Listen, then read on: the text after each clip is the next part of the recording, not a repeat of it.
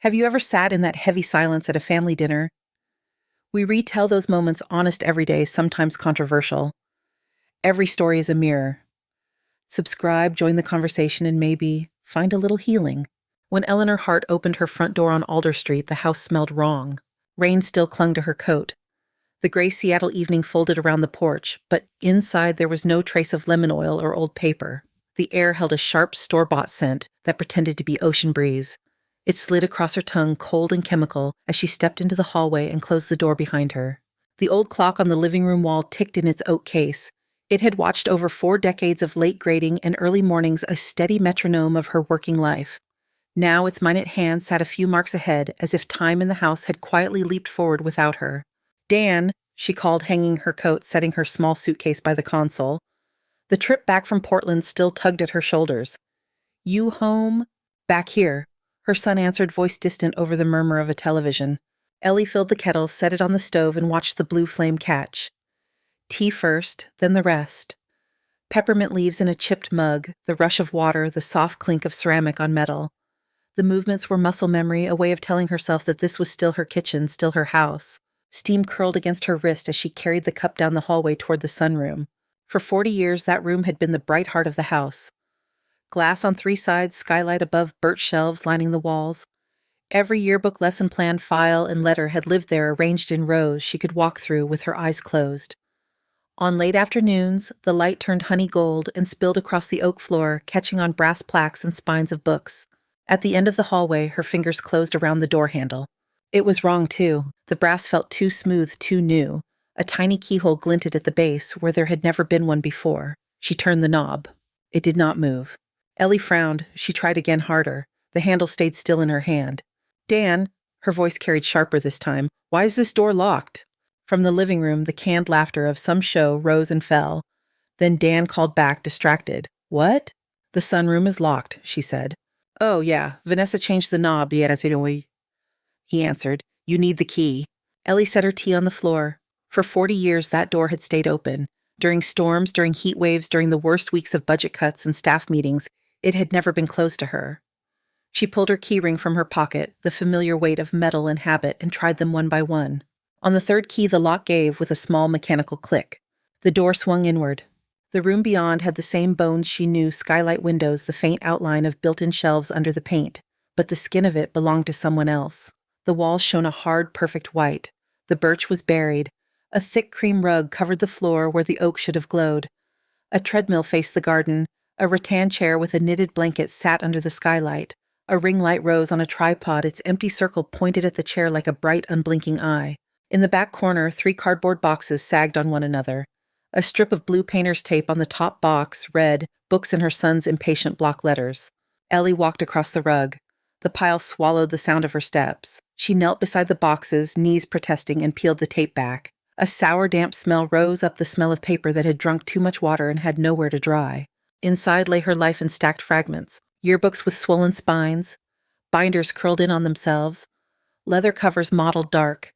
She lifted a folder at random and opened it. The neat blue handwriting in the margins had bled into gray shadows, notes for meetings and parent conferences blurred until they were only soft storms on the page. "Looks so much better, right?" The voice came from behind her, bright and smooth. Ellie closed the folder and set it back before she turned. Vanessa leaned in the doorway in pale leggings and a cropped sweatshirt phone in one hand, nails shining. On the screen, Ellie could see a frozen image of the same room, all white and clean, Vanessa mid-laugh with a caption at the bottom, "New studio, new chapter." "We finally got to it," Vanessa said. "This space was dying under all that heavy wood. Now it's light, it's open. It can actually hold what I do." "It held what I did," Ellie replied. Her voice sounded very small in the bright room. Vanessa's smile did not move, but something cooled behind her eyes. "You are retired," she said. "You gave everything to that job, and now you get to live. Travel. Sleep in. Let go. This room is perfect for the business. Wellness sessions, live streams, retreats. People need spaces like this." Ellie looked around slowly. "There were student files here, she said. "Letters, records. The plaques from the district. Where are they?" "In the boxes," Vanessa answered. "The important stuff is in a folder Dan kept out. The rest was just clutter. Clutter blocks energy." Footsteps came down the hallway, the thud of sneakers on wood. Dan appeared over Vanessa's shoulder, remote, still in his hand expression caught between apology and annoyance. "Mom, hey," he said. "You are back early." "I live here," Ellie said. He glanced at the treadmill, the ring light, the boxes at her feet. "We talked about updating the house," he went on, "making it work for all of us." "You talked," Ellie said. "I did not say yes to this." Dan shifted his weight. For a second, she saw the boy he had been standing in her office at school, hands in his pockets, waiting for her to smooth things over. Only now the office was gone, its shelves painted white. "It's just a room," he said. The sentence landed like a draft down her back. Ellie moved toward the door, toward the hallway that led to the rest of the house. Dan stepped sideways without thinking, one hand reaching for her shoulder. "Mom, come on," he said. "Don't make this harder." His fingers tightened, a quick, irritated push, the kind you use on a door that sticks. Her heel caught the edge of the rug. The wall met her shoulder in a flat, solid thud. Pain shot down her arm, bright and electric. Her hand opened. The mug slipped, hit the floor, and broke. The smell of peppermint rose as tea soaked into the new cream fibers. For one long breath, nobody said anything. From the living room, the clock kept ticking. Ellie straightened. Her shoulder burned. Her hand smelled of tea and dust. She looked at her son, then at Vanessa, who was watching with her head tipped slightly as if trying to find the right angle for a post. "I am going upstairs," Ellie said. Her voice was level. Years in school hallways had trained it to be. She climbed the stairs without touching the wall, holding the banister instead.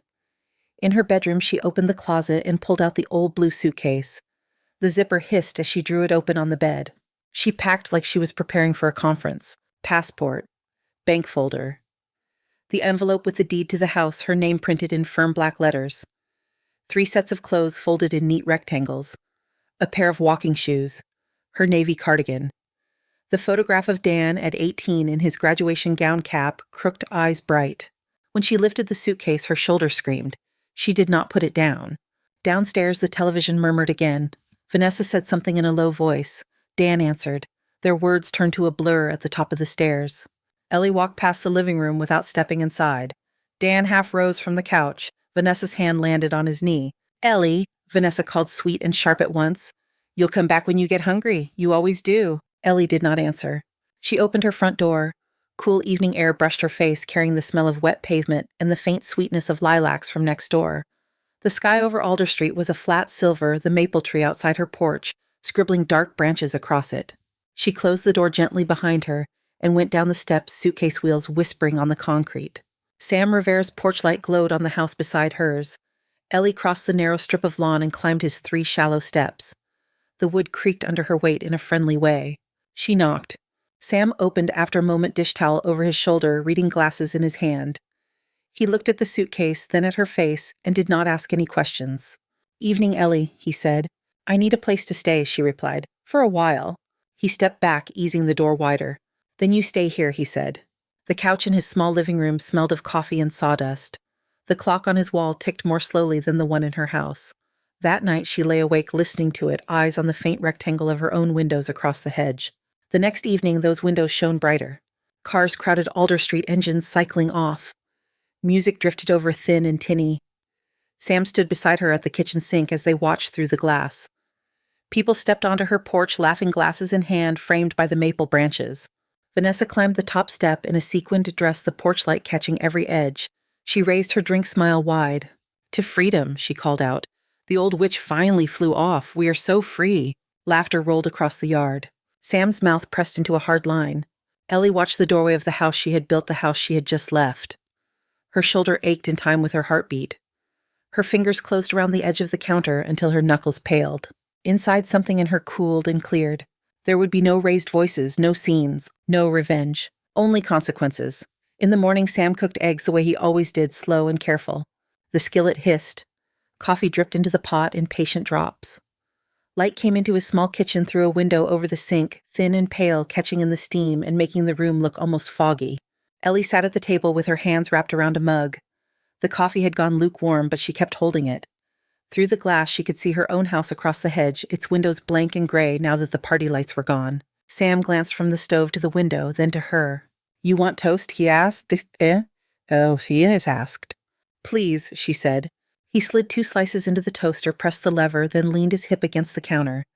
He did not do what other people might, did not say he was sorry.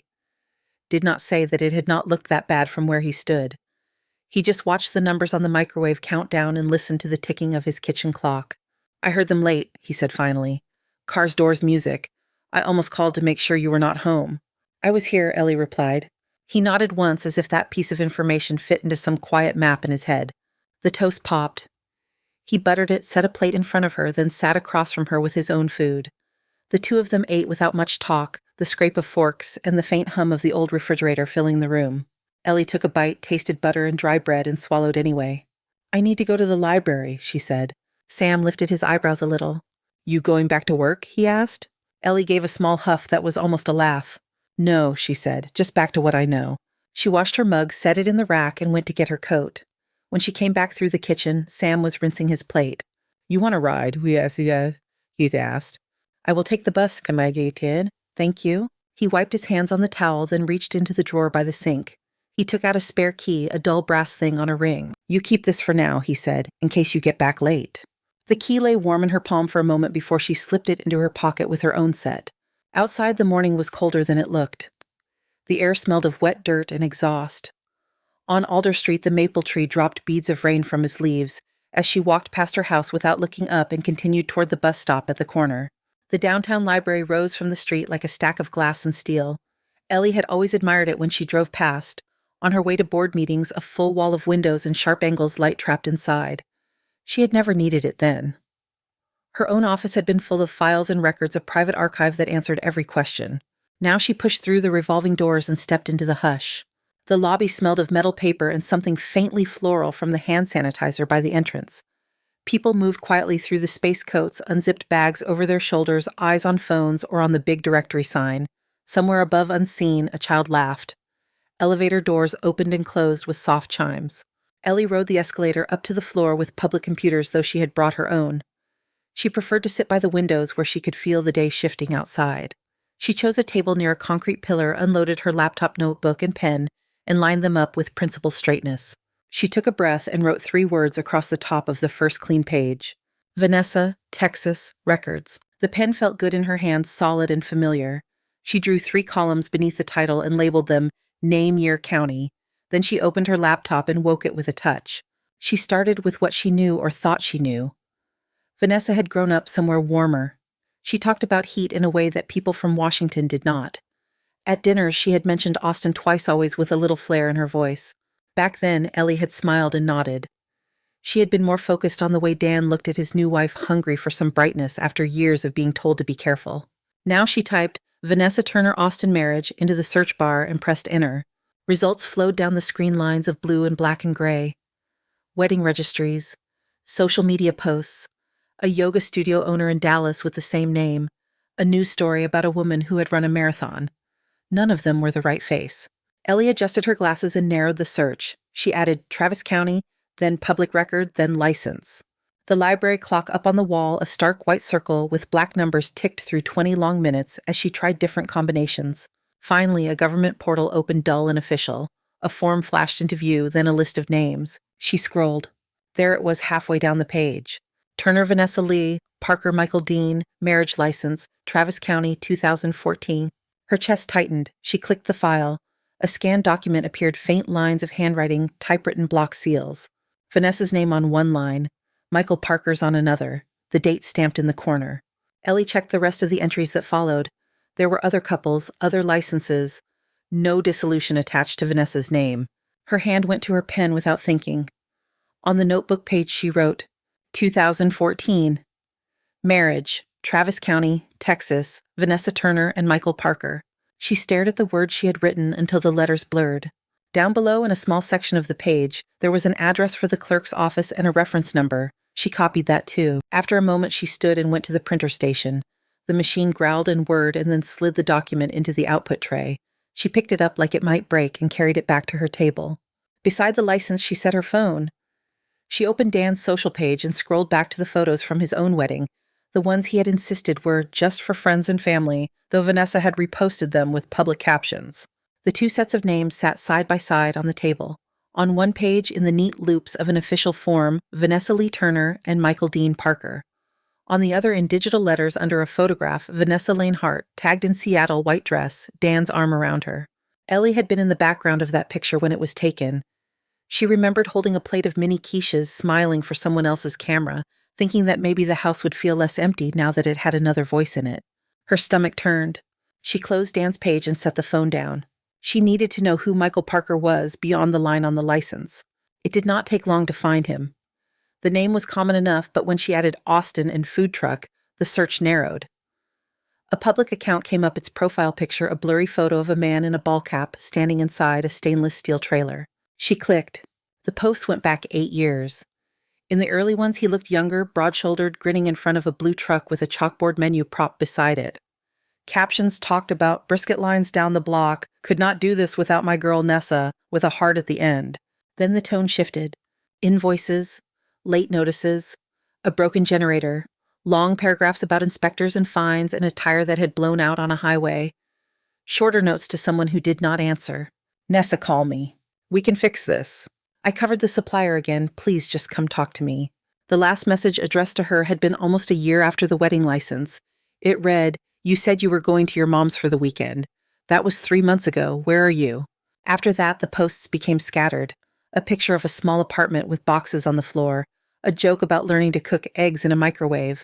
Then nothing recent at all. Ellie felt like she was standing in a doorway looking straight into a stranger's grief. She almost closed the tab. It felt wrong to read so much of it wrong to follow this trail through his life without being invited in. Then she looked at the printed license on the table, at the reference number, and at the single word she had written beneath the date bigamy. She turned to a fresh page in her notebook. Across the top she wrote timeline. Under that she listed 2014. Marriage, Austin, Texas, Vanessa and Michael.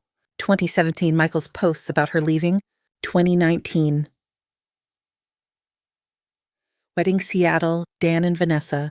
As she wrote the years in a row, the numbers made a kind of hard pattern.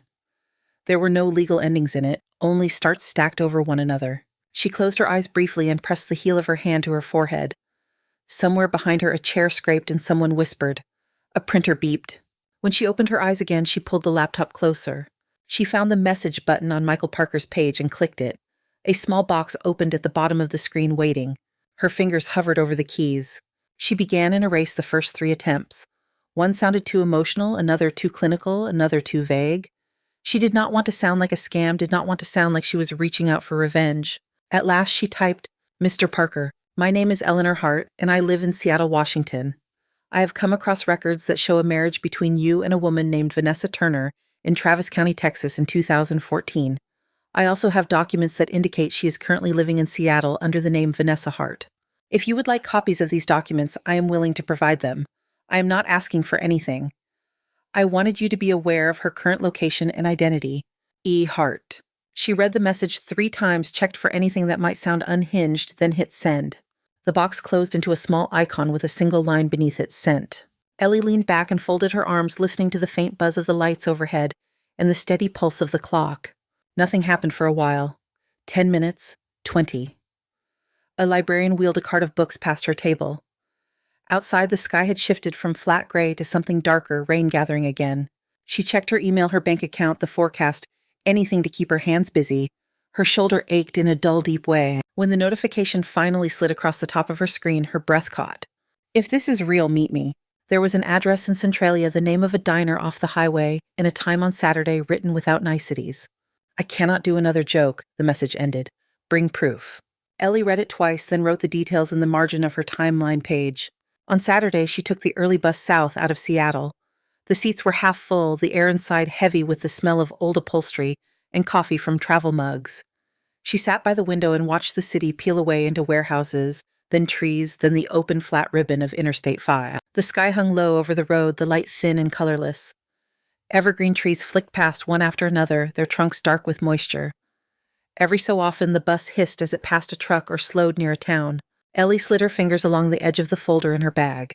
Inside, she had placed the printed marriage license screenshots of Vanessa's public posts from Seattle and a picture of her son on his wedding day with Vanessa's face turned up toward him. When the bus pulled into Centralia, the driver called out the stop. Ellie stepped down onto wet pavement and followed the sidewalk toward a small building with a faded sign that read Riverside Diner. The bell on the door jingled when she pushed it open.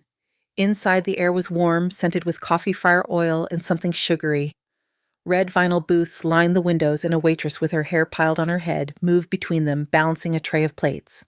A man sat alone in a corner booth, back to the wall, hands wrapped around a glass of water he had not touched.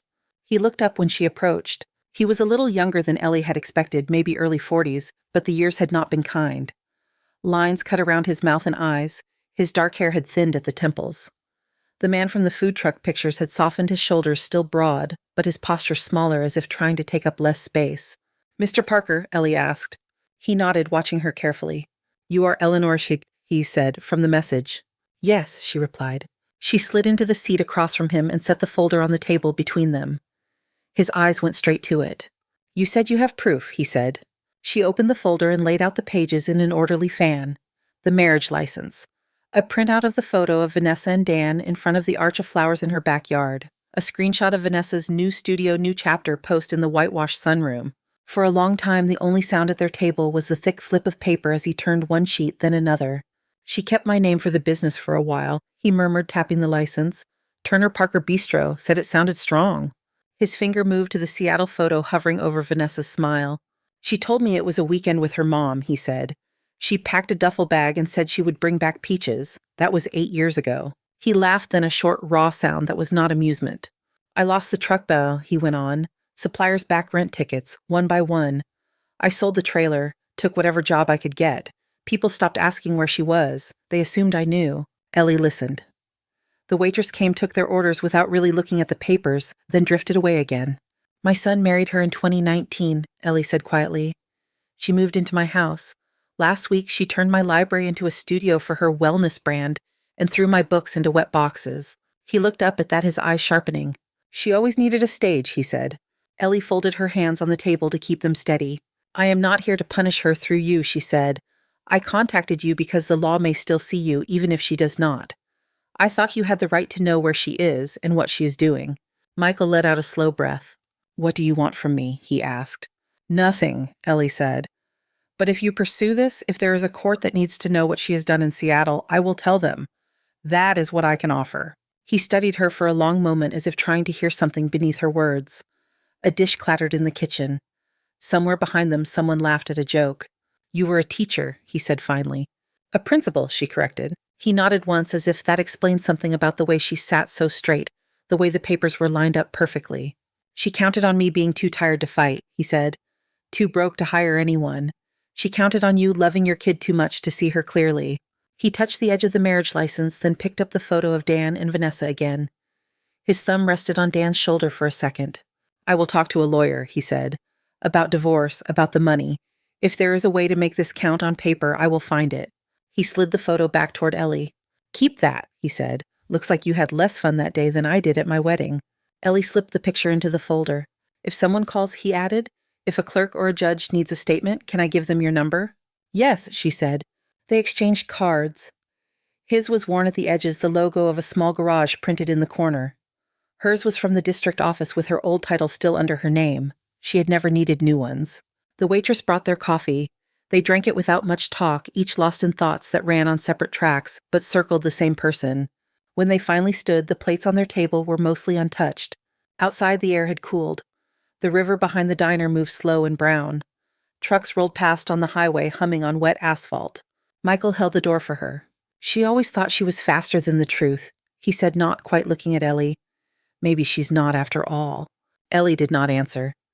She tucked the folder under her arm and walked toward the bus stop, the sound of his words folding into the steady rush of the road and the soft ticking of the small watch on her wrist. On the ride back to Seattle, the bus hummed under Ellie's feet. Her folder sat on her lap, its cardboard edge pressed against her fingers. The rain had started again, streaking the window beside her in long, slanting lines. She watched the highway slide by. Evergreen trees, a billboard for a casino, a rest stop with a closed snack stand. Her reflection hovered in the glass, faint and doubled. Every so often, the bus turned just enough for her to see the city far ahead, a gray outline under heavier clouds.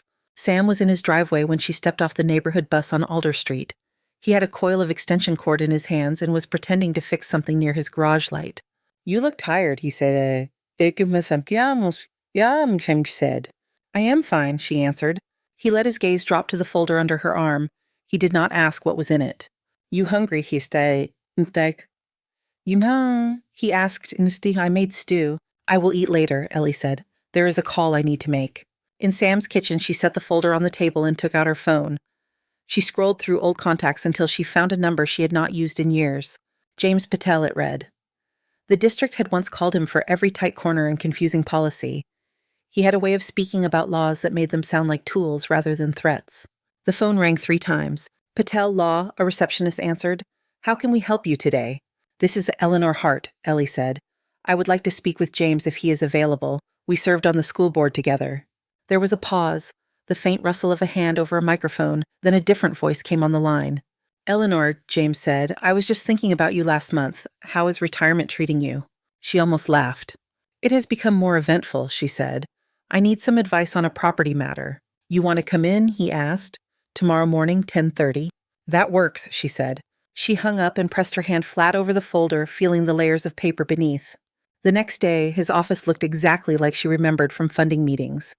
Same narrow windows, same row of framed degrees on the wall, same pot of coffee that always smelled slightly burned. The only difference was a new plant in the corner and more gray at his temples.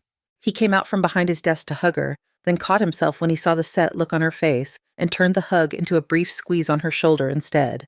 Sit, he said. Tell me. Ellie told the story in the plainest way she could. No adjectives, no comments on tone or expression, just the facts. She walked him through the purchase of the house 40 years before the mortgage long since paid off the deed that had always had only her name.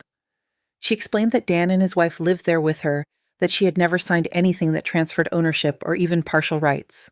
She stopped short of talking about the shove, the broken mug, the words on the porch. She was not here to untangle feelings. Do you have the deed? James asked. She slid the envelope across the desk. He pulled out the document and read his finger moving along the lines as if counting them. You have clear title, he said after a moment. No liens, no co-owners. They are tenants in your home, technically tenants at will since there is no formal lease. He looked up at her. If you want them out, he said, you can serve a notice to quit. 30 days because of the length of their occupancy. After that, if they do not leave, we file for eviction. The word settled between them. It felt ugly and clean at the same time. What does that involve? Ellie asked. Paperwork, he said, mostly mine. Some hearings if they contest it. It helps that you have proof of payment, proof of ownership, and that you have not accepted rent recently in any complicated way, have you? Dan transfers money for groceries sometimes, Ellie said. Utilities, nothing labeled as rent. That should be fine, James said. We will be careful in how we phrase things. He swiveled his monitor so she could see and began to type. Her name appeared at the top of the form, then the street address, the parcel number, the legal description of the property. Each field filled in one after another, her life translated into a series of boxes. As he worked, he spoke almost gently. Eviction is not criminal, he said. It is civil. It is about the property, not about their character. That is important to remember. Ellie nodded. The words slid into place in her mind, lining up with the years she had spent dealing with policies and procedures. I do not want them hurt, she said. I just want my house back. Then we do this by the book, James said. No yelling, no changing locks in the night, none of that foolishness. We give them proper notice. If they go, that is the end of it. If they do not, the court orders them out. He printed the notice. The paper hummed out of the machine as precise and neutral as a field trip permission slip. Eleanor, this is a serious step, he said, sliding the document toward her along with a pen. You know that. I do, she replied. She read every line. There was no mention of broken mugs or parties, no description of words used or feelings hurt. It simply stated that as of that date, she was terminating their right to occupy her home and that they had 30 days to vacate the premises. At the bottom, she signed. Her name looked smaller than usual. We will send this by certified mail, James said, and I recommend posting a copy on the door as well. We will keep the receipts. I will mark the deadline on my calendar. 30 days, Ellie said. 30 days, he confirmed. On Alder Street that afternoon, a mail truck stopped in front of her house. Ellie watched from Sam's window as the carrier walked up. Her steps slid a slip through the door, then moved on to the next address. When Dan came home an hour later, his car door slammed harder than usual. He bent to pick up the slip, frowned at it, and went back inside. Through the thin air of the neighborhood, Ellie heard the muffled chime of a delivery notification. Her phone rang after dark. She let it go to voicemail. Mom, what are you doing? Dan's voice asked in her ear when she listened later. You cannot just evict us. This is crazy. Call me back, please. He sounded confused in that first message, like someone waking up in the wrong room. The second message came 2 hours later. The confusion was gone. You have lost it. He said the words tight. Vanessa is right. You are spiraling. Why are you trying to ruin us?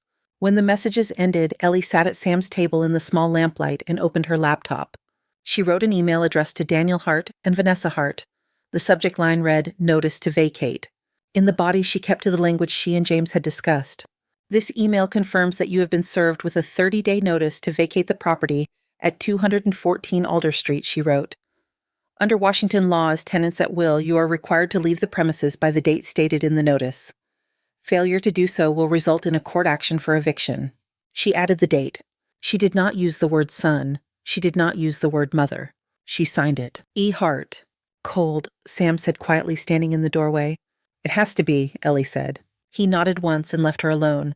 In the days that followed, life on Alder Street rearranged itself around the new line that had been drawn.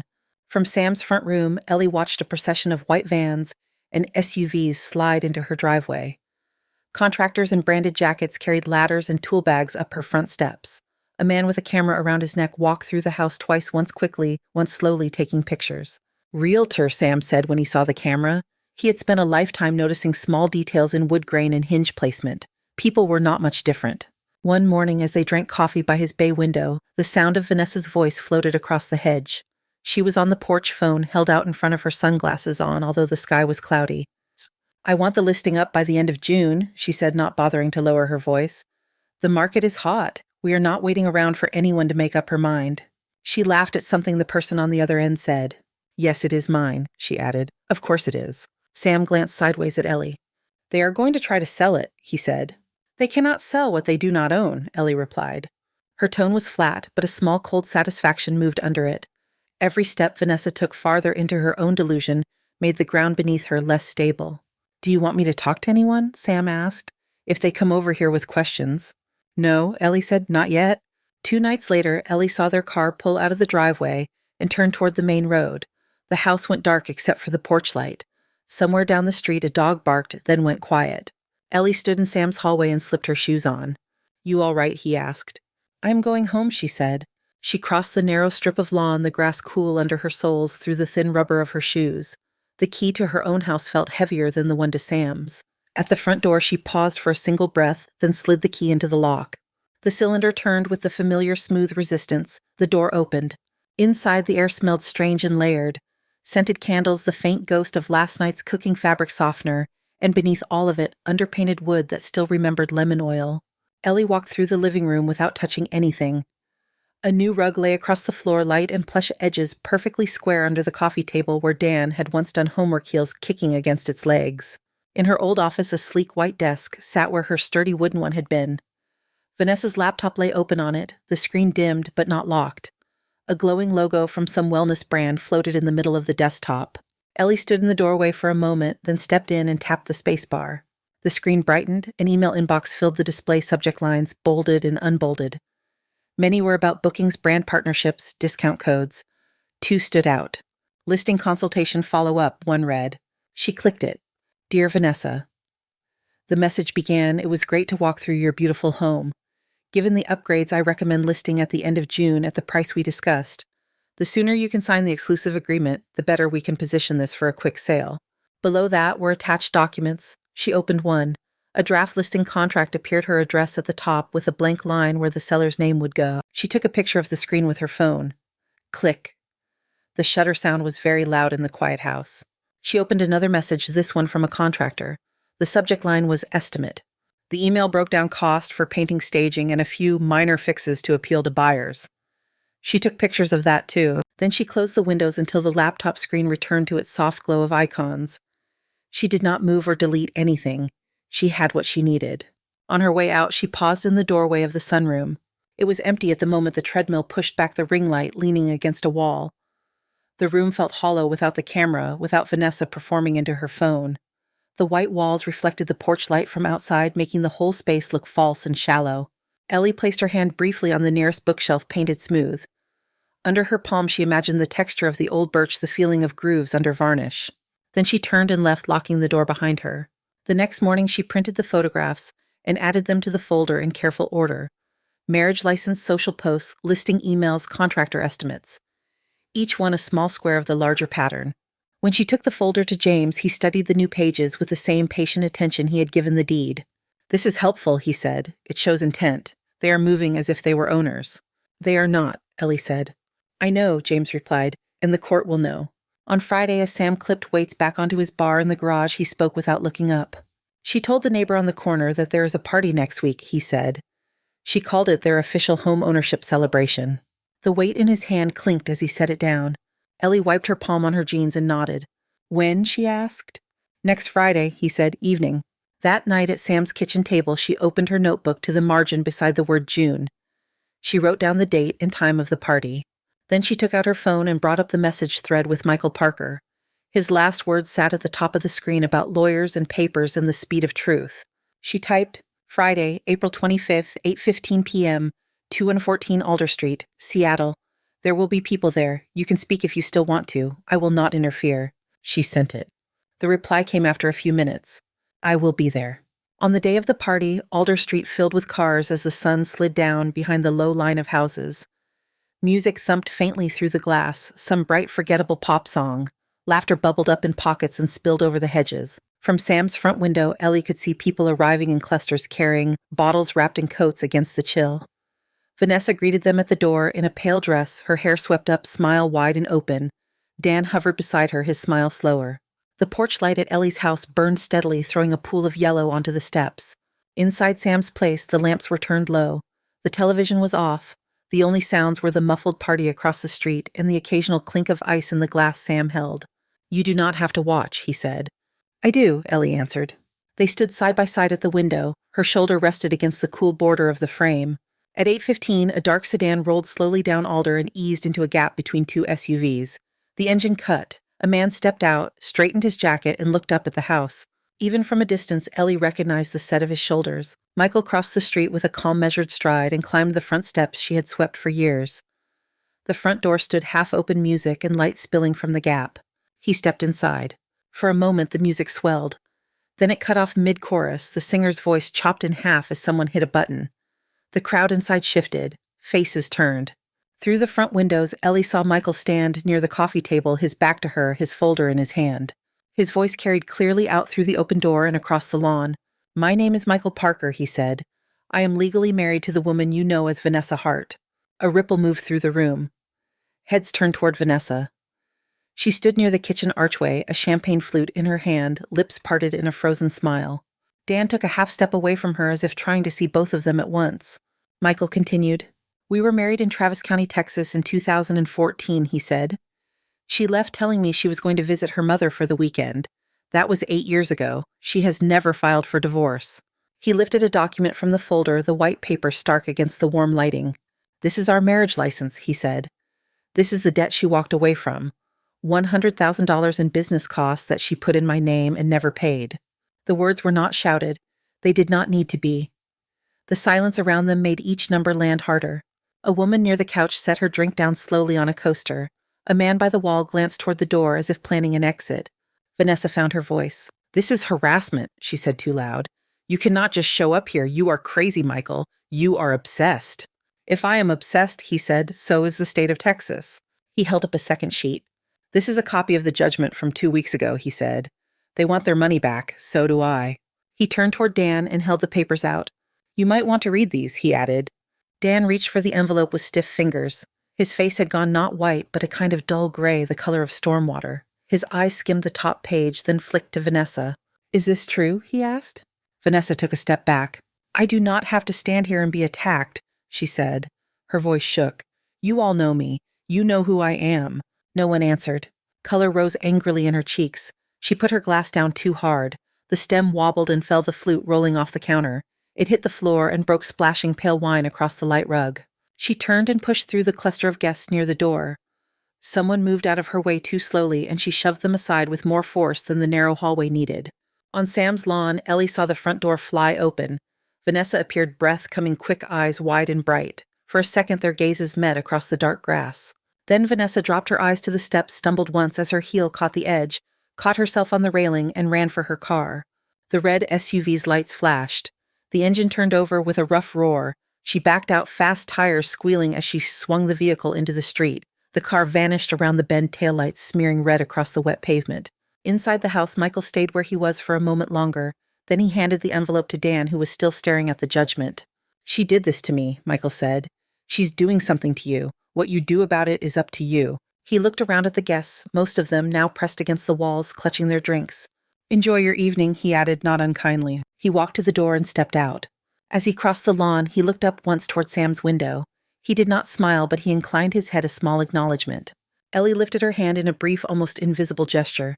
He got into his car and drove away. The sound of the engine faded up the street. In the house across from them, the lights stayed on. People began to move again, but the shape of the night had changed. 2 guests slipped out quietly and walked down the sidewalk without saying goodbye. Sam let out a slow breath he had been holding. "Well," he said. Ellie kept her eyes on her front door standing open on its hinges, the porch light shining on an empty step. Inside her chest, something that had been knotted for days loosened. Not all the way, not comfortably, but enough for her to inhale without feeling the edges of it. She turned away from the window and sat down at Sam's kitchen table. Outside, the faint murmur of voices carried through the glass, softer, now no longer triumph, just noise. The clock on Sam's wall ticked on steady and unbothered. The night of the party ended without police, without sirens, without anything that would show up in a report. Cars pulled away from the curb one by one. Porch lights blinked off along Alder Street. Eventually, even the music from Ellie's house stopped. Only the porch light stayed on a small circle of yellow around the empty steps. Ellie lay awake on Sam's couch and watched that circle through the thin curtain until her eyes blurred. Her phone vibrated on the coffee table just before midnight. She let it buzz. After it stilled, the voicemail icon glowed. She listened in the dark. "Mom, please pick up." Dan's voice sounded worn at the edges. In the background, she could hear the low murmur of someone else, a cupboard closing the clink of glass. "She is gone," he said. "She just took the car and left. I do not know where. I do not know what is happening. Please call me." The message ended with a small broken sound from his throat that might have been a word. Another message appeared an hour later. When Ellie played it, there was only the sound of the line connecting and then silence, as if he had changed his mind but could not bring himself to hang up. The next morning, the neighborhood woke as usual. Dogs were walked, trash cans were dragged to the curb, a kid on a bike zigzagged between puddles. The sky sat low and dull over the roofs. People glanced at Ellie's house more than they used to. They slowed their steps when they reached it, eyes dragging over the windows, the front door, the yard. A couple from the corner paused in the middle of casual talk about groceries, then lowered their voices as they passed. Around noon, a taxi pulled up to the curb. Vanessa stepped out, sunglasses on despite the cloud-cover scarf knotted at her neck. She paid the driver, squared her shoulders, and strode up the front walk as if there had been no night before. She did not look toward Sam's window. Ellie's phone chimed with a text, while she was rinsing brushes from one of Sam's small repair projects. She dried her hands on a towel and picked it up. Vanessa's name glared at the top of the screen above a block of words. "You have gone too far. I will not let you harass me or my husband. Showing up with that man was sick. You are poisoning Dan against me. You are destroying your own son." Ellie read the message once. Then she tapped a reply. "I have not destroyed him." She paused, then added, "Actions have consequences." She sent it and set the phone face down on the counter. The deadline on the notice slipped closer. On the 30th day, Ellie met James in the courthouse downtown. The building was all white columns and glass doors, the kind of place that always smelled like paper and old air. People moved through the security line with their belts in their hands and their eyes on the floor. James checked in with the clerk and led her to a small courtroom with wooden benches and a raised bench at the front. Judge Morales sat there in a black robe reading through a stack of files. Her hair was pulled back, her eyes calm and tired. Dan and Vanessa sat at the table on the other side of the aisle. Dan wore a shirt that needed ironing. His hands were folded together, knuckles pressed hard. Vanessa had painted on a neutral face blazer over a silk blouse, hair smooth and shining. Only the tightness around her mouth betrayed anything. When their case was called, they stood. Ellie felt the weight of that simple movement. James spoke first. He presented the deed, the notice, the proof of certified mail. He spoke about dates and occupancy, about tenants at will, and the right of an owner to reclaim her property. His tone was even almost quiet. Vanessa tried to interrupt once. "She abandoned the house," Vanessa said. "She left. She told us we could make it our own. Now she is changing her mind because she is jealous of my business." Judge Morales held up a hand. "Miss Hart," she said, "you will have a chance to respond. For now, please let your attorney speak." Their attorney, a younger man in a too-sharp suit, cleared his throat and launched into an argument about fairness and emotional hardship about investments made in good faith. Judge Morales listened, pen resting in her fingers.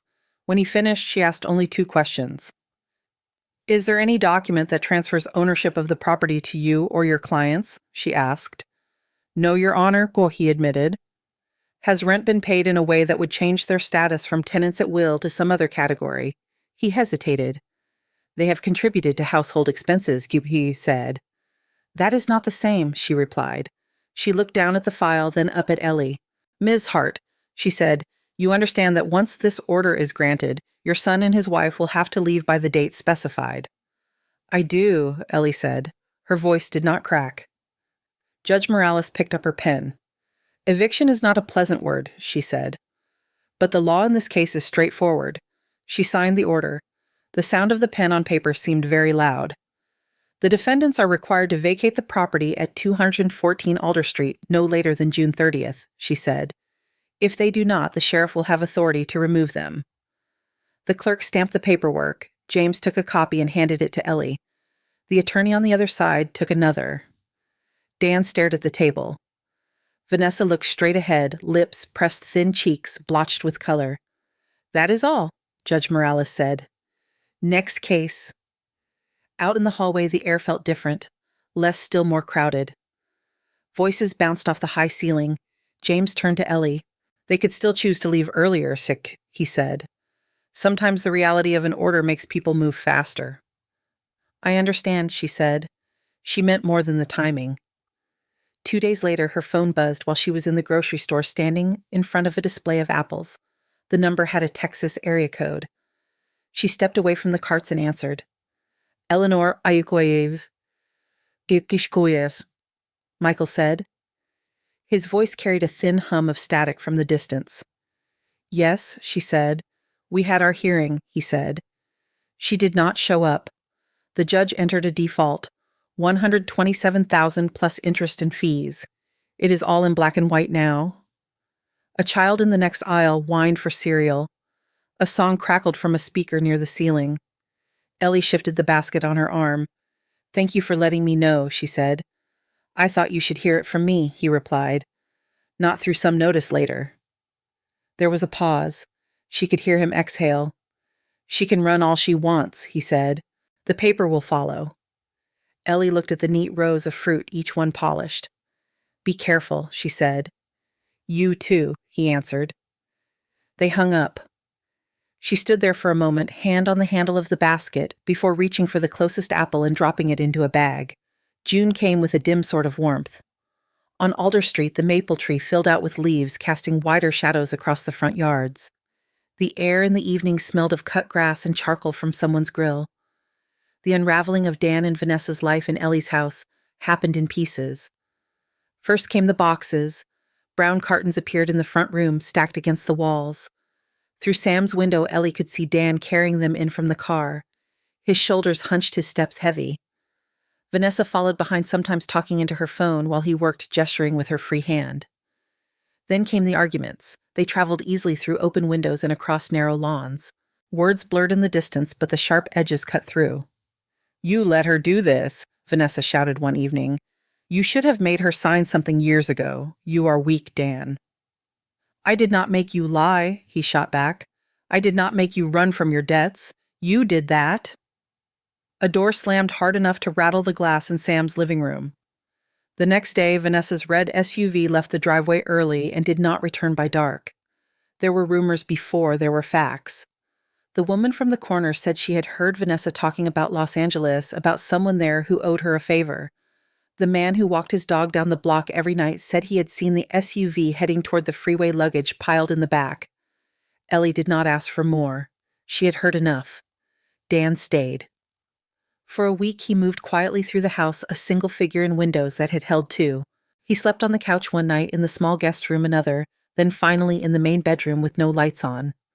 Sometimes he sat on the porch steps after sunset, a beer bottle in his hand, looking at nothing.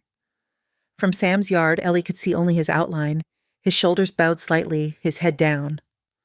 One afternoon, a small moving truck pulled up in front of the house. The driver sat on the hood and smoked while Dan loaded a few pieces of furniture. a mattress, a cheap dresser, 2 suitcases. He did not touch the built-in shelves, the dining table, the old clock on the wall. When he had finished, he stood in the front yard for a long moment and looked up at the windows. He put his hand on the porch railing, fingers pressing into the wood, as if trying to memorize the feel. Then he got into his car and followed the truck down the street. The house at 214 Alder went still. No lights at night, no cars in the drive, no music from behind the white walls of the sunroom. Only the porch light on a timer clicked on, at 7 every evening and off at midnight, bathing the empty steps in the same steady yellow glow. From Sam's couch, Ellie watched that light the way she had on the night she left her hands folded in her lap, her shoulder still bearing a faint ache when she moved it a certain way. The difference was that now she held a set of keys on the table beside her, and the law itself sat quiet and heavy in a folder by her feet. On the first morning she went back, the key turned easily. The lock on her front door accepted the metal with the same small click it always had. Ellie stood for a breath on the porch, hand on the knob, feeling the grain of the wood under her palm. The porch light was off. The maple tree on the lawn threw dappled shadows across the steps. She opened the door. The house greeted her with stillness. Dust floated in the strip of light that reached in from the hallway window. Every sound she made arrived with too much clarity. The soft tread of her shoes on the floor, the faint creak of the hinges, a truck down the street. The smell hit her in layers. Stale air from closed windows, the sweet trace of some old candle, a flat undernote of paint and carpet glue. Beneath all of it, faint but there, the scent she knew. Wood polish and paper trapped under newer things. She set her bag down on the console and walked into the living room. The furniture sat as they had left it. Couch, coffee table, chair near the lamp. The rug Vanessa had picked lay over the floor, its pale pattern dimmed by footprints and a few faint stains. The television, black and blank, reflected the room without interest. On the wall, the old clock ticked. The hands were wrong again. The minute hand pointed 5 marks ahead of where it should. The second hand jerked along in little leaps. Ellie moved a chair under it, climbed up carefully, and lifted the clock from its hook. It was heavier than it looked. She carried it to the dining table and opened the back. The workings hummed softly in her fingers. She reset the time and hung it back on the wall. In the kitchen, she opened cabinets and drawers. Some shelves held the same old plates and bowls. Others were stocked with jars of protein powder, labeled supplements, stacks of plastic containers. She moved slowly, noticing what had changed and what had not. A chipped mug from the school district still sat behind newer glasses pushed to the back. She put it in the front again. When she reached the hallway to the sunroom, her steps slowed without her telling them to. The door was ajar. For the first time, she did not have to unlock it. The white paint around the frame was smudged in places where hands had pushed it open, where shoulders had brushed against it, carrying equipment in and out. She eased it wider and stepped onto the thick rug. This close, the walls looked tired. Small scuffs at ankle height. A faint gray shadow where a logo decal had been peeled away. The ring light was gone. The treadmill stood in the corner unplugged. The daybed was bare except for a folded blanket. The boxes in the corner were the same ones she had opened that first night, but they had sagged further. One had split along a seam. A book corner poked out warped and soft. Ellie went back to the kitchen, filled a bucket with water, and added a splash of soap. She found an old rag under the sink. At some point that morning, she tied a scarf around her hair, rolled up her sleeves, and began. She opened windows one by one, letting in air that smelled of wet leaves and somewhere far off tide. She pushed the daybed aside, rolled up the rug with effort, and wrestled it into the hall. Underneath, the oak floor had survived. It bore scratches from furniture and a dullness from neglect, but the boards were sound. She knelt and ran her fingers along one plank. The wood warmed under her skin. In the afternoon, Sam appeared in the doorway with a toolbox in his hand. "You did not wait," he said. "I have waited enough," she replied. He looked at the walls. "You want the white off?" he said. It was not a question. "If it can come off," she said. It did not come easy. The two of them worked for days in small stretches, scraping and sanding, breathing through masks, when the dust rose too thick. Under the white, the birch revealed itself in patches pale and veined like something waking from under ice. Ellie oiled the wood in thin coats, the grain darkened lines deepening their paths, visible again. When the sun came through the glass in late afternoon, it caught in the varnish and threw a soft reflection onto the ceiling. From the boxes, she lifted each book, each folder, and laid them out on the floor near the windows. Some were alive enough to save. She separated those and lined them on the rebuilt shelves. Others had taken on too much water and time. She read their covers, ran a thumb along the ruined pages, and let them go. Her hands grew stained with ink and dust. At night, her back ached. She slept hard on Sam's couch and woke with dreams of hallways and bells that faded as soon as she opened her eyes. By the end of the week, the sunroom looked less like a studio and more like itself. The walls glowed softly. The shelves were not as full as they had been, but the gaps felt honest. The old rocking chair that had spent a few years in the basement came back to its place near the window. When Ellie sat in it and tipped her weight, the boards under it creaked in the same familiar pattern. On a late afternoon, with the last of the boxes flattened and tied for recycling, the phone rang. The landline. The sound startled her. Very few people called it anymore. She crossed the living room and picked up the receiver. "Hello," she said. "Mom." Dan's voice came down the line, small and rough. Ellie stood still, the coil of the cord pressing against her wrist. "Yes," she said. There was a pause. She heard him breathe in, then out. "I wanted to talk when I was not yelling," he said. "I have an apartment in Shoreline now. It is small. There is a view of a parking lot. The upstairs neighbor plays the drums. I think he has only learned one rhythm." Ellie pictured him there in some worn building beside a row of cars, listening to someone bang out the same pattern again and again. "How are you?" she asked. He let out a short sound that might have been a laugh. "I do not know," he said. "I filed to end the marriage. The lawyer called it annulment. Says it is different because she was never free to marry me in the first place. That word felt worse somehow." He went quiet. She waited. "I am sorry, sir," he said, "for the room, for the things I said, for not listening when you tried to tell me who you were in this house." His words came unevenly as if they were heavy, and he was not used to lifting them. "She told me the plan, Keke," he went on. "She said after you were settled with your neighbor we would sell, that we would get what we deserved. She laughed when she said it. I thought it was just talk." Ellie looked into the sunroom at the shelves, at the places where pale rectangles marked the absence of books that would not come back. "I know," she said. "I did not stop her," he said. "That is on me." Silence stretched between them, not empty, only full of unsaid things. "I accept your apology," she said. There was another pause, softer. "Does that mean you forgive me?" he asked. Ellie curled the cord around her fingers. "It means I hear you," she said. "Forgiveness is slower than that. Trust even more. They are not switches." On the other end of the line, she heard him breathe in and hold it. "Okay, Till," he said. "I deserve that." "Where are you right now?" she asked. "In my car," he said. "By the water." I did not think I could say this from the apartment. "Do you have food?" she asked. "Yes," he said. "Mostly noodles. I am learning." She let herself smile just enough to soften her cheeks. "Eat something that is not noodles this week," she said. "I will try, Hiwai. Kate replied. They stayed on the line a little longer, talking about small things. Work, traffic, the new principal at her old school. When they hung up, they both said goodbye in voices that did not pretend anything was fixed. Afterward, the house felt different. Not lighter, not heavy in the same way. That evening, Sam came over with 2 glasses of lemonade. They sat on the front steps facing the street. The air was warm enough to sit without jackets. The sky held the washed-out colors of late summer pale blue, fading toward peach at the horizon. Across the way, the neighbor's kid chalked hopscotch squares on the sidewalk. Someone mowed a lawn 2 houses down. A car rolled past slowly, its tires whispering on the pavement. Sam nodded toward the sunroom windows. "It looks like itself again," he said. "It does not," Ellie replied. "Not exactly, but it looks honest." He took a sip, then asked, "How does it feel to be back?"